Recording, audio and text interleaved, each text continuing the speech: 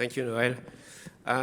Maybe just before I start, I would like to thank you personally for all the effort and work you put into creating this society. I mean, it's really a huge effort, and I think we really all appreciate your leadership in this, and I think you deserve some applause right now for this. This will be all of us, right? And there's lots of work to go around, as we know, so thank you. Yeah, no, we won't let you down, but I wanted to recognize your leadership on this, because this is really important for all of us, either patients or healthcare providers. And to echo to the work that, the global healthcare community with an interest in amyloidosis wants to do in order to improve the access to care and help everyone who has an interest in this disease to be able to work together and to learn about this disease. I wanted to mention an initiative that we had in Quebec, but which really we want to make open for every healthcare professional who has an interest in this kind of tool. Basically, in Quebec, we are a small community of healthcare professionals who have an interest in amyloidosis, and we were like, how can we, share our work together, discuss our patients, transfer information about them, figure out, who's taking care of this patient, how we do take care of them, what are the follow-ups that we are implemented in our different clinics, how can we have standardized procedure, etc. And then we thought, well, one of the easiest way would be to have a joint medical record across the province. And so we thought, because I'm a cardiologist and a lot of my colleagues are from the cardiology world, we thought, we have an EMR already for heart failure and cardiomyopathy across the province, which is something which has been developed by the University of Sherbrooke. And it's a complete academic. It's not linked to any company. And this is something that the University of Sherbrooke is still having the code. So we can change it as we want. We can implement new things. We have a group of users who give us some feedback on how to modify the EMR, etc. And has been there for 25 years now and never crashed so far. So, and then Noel told me about, we have the Canadian registry for amyloidosis research, and we have to enter data. So how can we try to link our EMR to a Canadian registry and make sure, that if we enter data, then we can easily push them later on within the registry, and then learn from this registry in the future and change our EMR. And so we have a nice loop, and everyone benefit from it.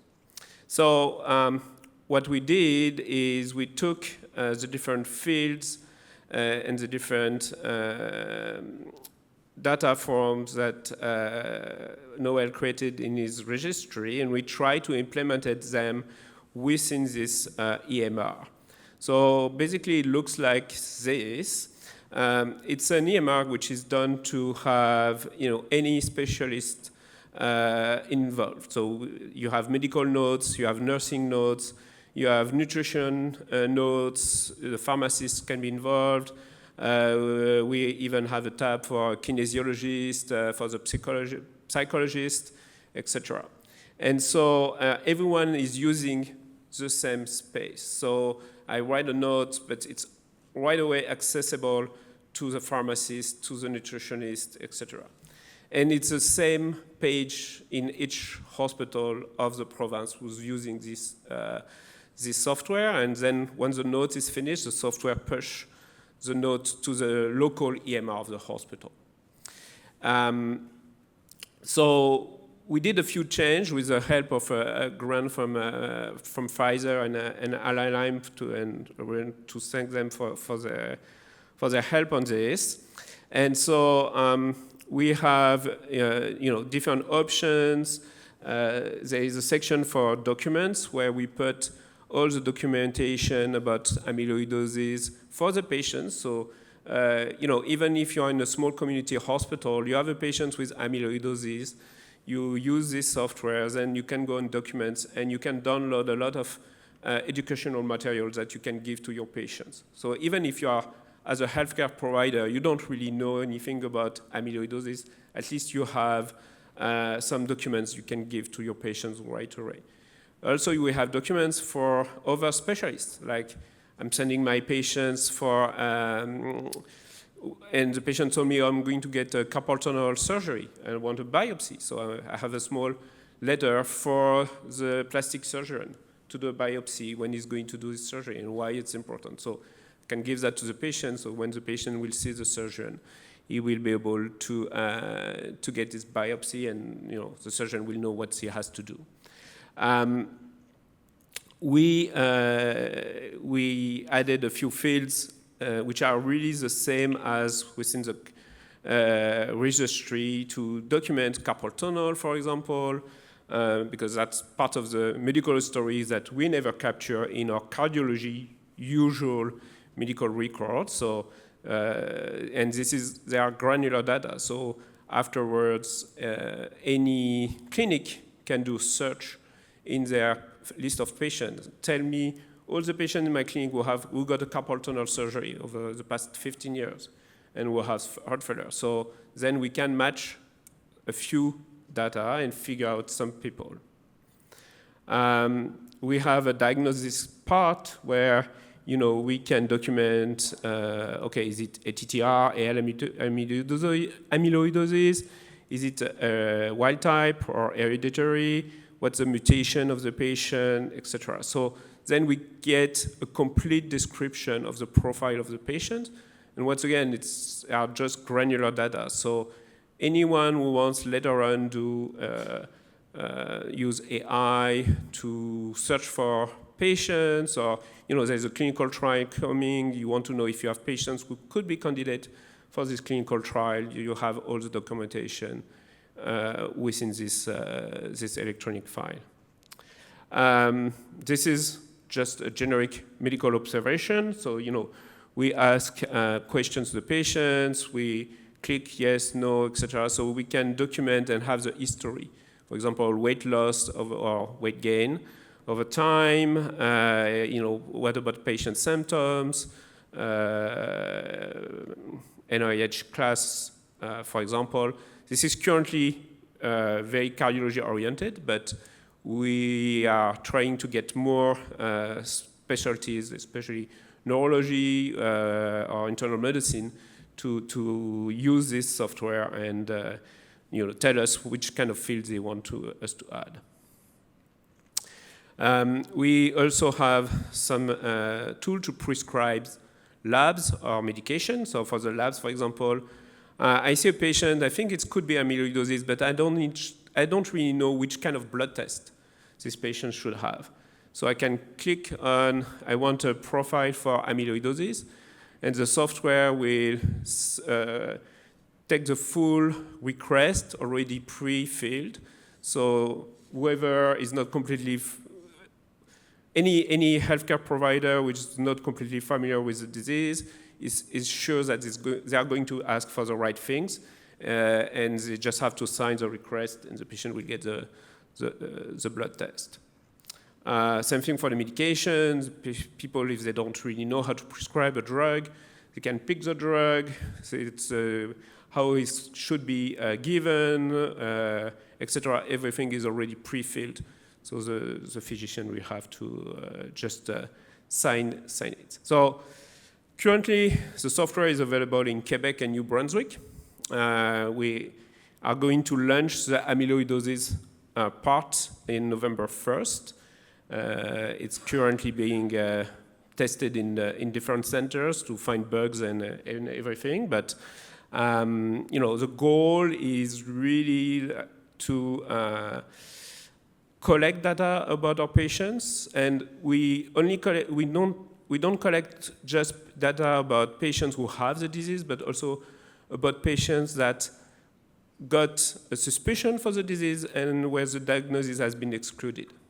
So it's going to help us in the future to learn how to be stronger in our performance to perform diagnosis for these patients. So the software is kind of free. So anyone in Canada who wants to use it or to have this kind of opportunity, just email us. We have currently, we charge only the cost of the implementation and the maintenance, but the University of Sherbrooke doesn't make any money, so for a small clinic, it's like $500 per year. So I don't think any company for an EMR can beat that. And the nice thing is that once you are part of the network, you feel you want something, you can ask for it. And our programmer will, if the global community think it's important, they will implement it. We are still in charge of the code. So it doesn't look that sexy in terms of, web design, but the code is pretty robust, and as I said, never crashed in 25 years. So hopefully, it will help us to improve the care of our patients. Thank you very much.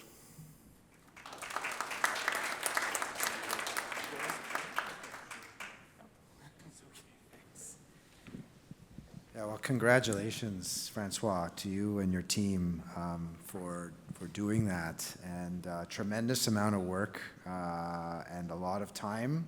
It's hard to believe how much work goes into producing an EMR like that, and we're quite jealous. We've been trying to produce one as well, and we've been slowed. I guess my question would be, you and your team are very generous in making it available to others.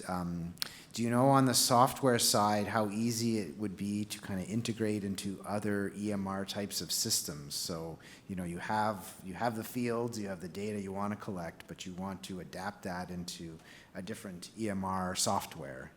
Is that doable or not?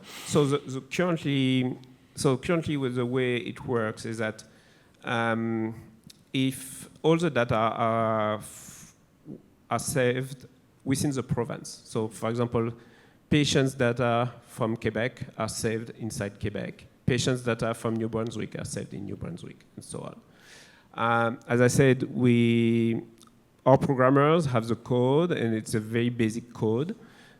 So when a clinic say, we want to have access to the software, it's very easy for the local IT team, even if it's a very small team, to get that within the clinic.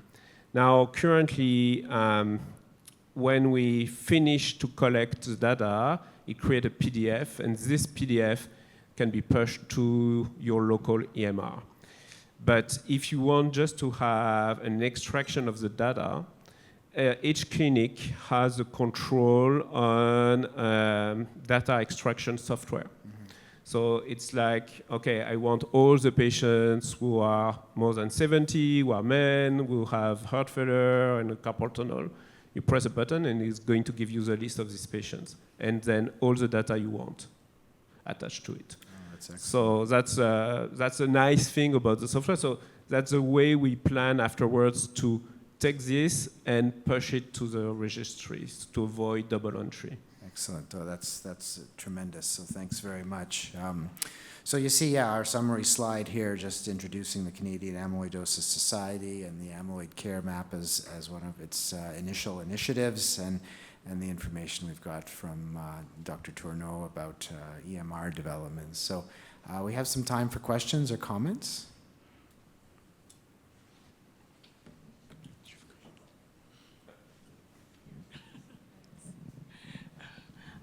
Thanks for this. This was very exciting, both topics.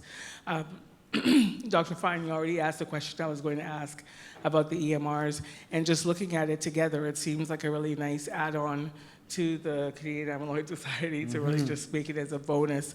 The question I had about the Canadian Amyloid Society, is it helpful for all of us patients, caregivers, as we go to our various appointments to just, have a little card or something and just let everybody know about this?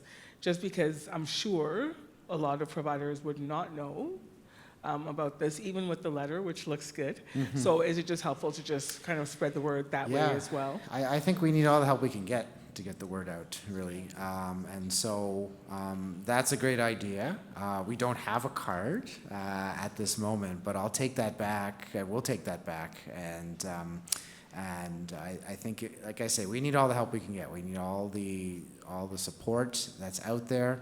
And I think the patients and their families and their caregivers will be really what drives this. Even though it's a medical society, it'd be really driven by their needs. And so that'll be instrumental in growing it and building it. So thank you for that idea. Yeah.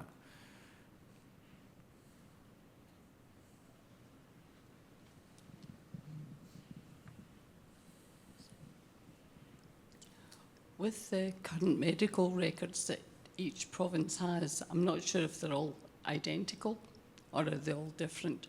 I'm not talking about the one that you've done, Francois, I'm talking about the existing ones. And second to that, would they be able to integrate the information, the existing information about the patient to the new amyloidosis registry? Okay. Yeah, so that's a good question. So either, in the province of Quebec, we have I don't know how many different EMRs between the different hospitals. So this is just more like an interface. And so we push the data within the local EMR of the clinic. Some of the hospital, I know the Heart Institute in Montreal is doing that. They're able to extract some data from their own EMR and push them inside this EMR. So it can work both ways. Then it's just a little bit more programming and how much people are wanted to do that. Otherwise, but it's completely. It can be done. So one of the main challenges that we are going to face in Quebec is that the province decided to move to EPIC system, which is a big EMR. So we are working on trying to get integrated within EPIC to make sure it works. But the interesting thing is that since we have the code and we have a community of users between healthcare providers, this software has been so popular. And we keep opening clinics in New Brunswick and Quebec because people feel it belongs to them. A lot of nurses got involved. There's some fields that they can say, I created this field because I thought it was important, and community recognized the importance of that. So it's really more a community-based EMR. And, as I said, it doesn't look very sexy in terms of web design. I guess, new things can be done in a much nicer way, but people really feel that it belongs to them. And maybe the nice thing I didn't mention is that at the end of the consultation, not only it creates a note for the EMR, but it creates also a small summary for the patient. And so the patients can leave the office and has a summary of the last information, last blood test, last echo, current treatment, what's the plan. So it's kind of something that they can keep in their handbag, for example, show to their GP or show to any other specialist. So we use the patient as the one who's going to share their own medical information.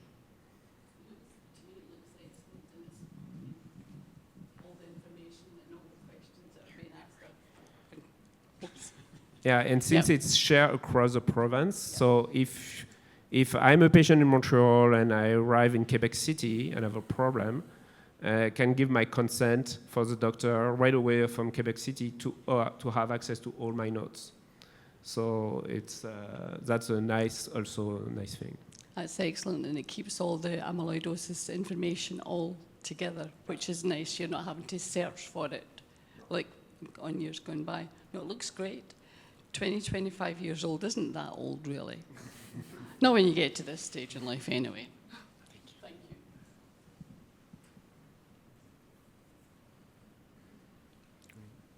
Okay, thanks very much.